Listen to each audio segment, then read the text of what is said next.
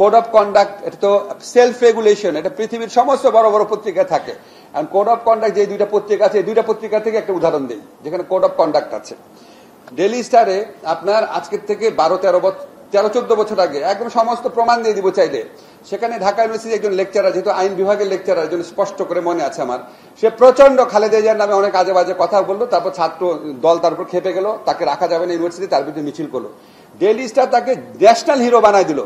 First পেজে professor নাম দিয়ে আসতো, সে হলো লেকচারার, তার নাম লেখা হতো প্রফেসর, প্রত্যেক দিন প্রফেসর লেখা হতো। বিকজ খালেদা জিয়ার বিরুদ্ধে সে বাজে কথা বলেছিল, তারপর ছাত্রদল মিছিল করে তার পদত্যাগ চেয়েছিল। তারপরে যখন তাকে ঢাকা বিশ্ববিদ্যালয় শিক্ষক সমিতি ইউনানিমাসলি প্রত্যেকে একত্রিত হয়ে যখন তাকে ঢাকা ইউনিভার্সিটি থেকে বের করে দিল, এই নিউজটা ডেইলি স্টার ছাপে নাই। আমি খুবই সরি, আমি এটা বলতে হচ্ছে, সে এত উন্মত্ত মানসিকতা ছিল, সে বছর কয়েক আগে আত্মহত্যা করেছে। এইরকম একটা মানুষকে হিরো বানিয়েছে ডেইলি স্টার।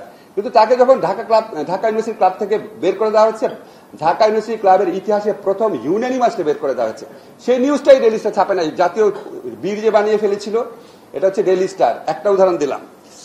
আর হচ্ছে প্রথম আলো, যে পত্রিকা আমি নিজেই লিখি, প্রথম আলোতে আপনারা দেখবেন সুযোগ পেলেই কি আপনার জাফরুল্লাহ চৌধুরী হচ্ছে বিএনপি পন্থী।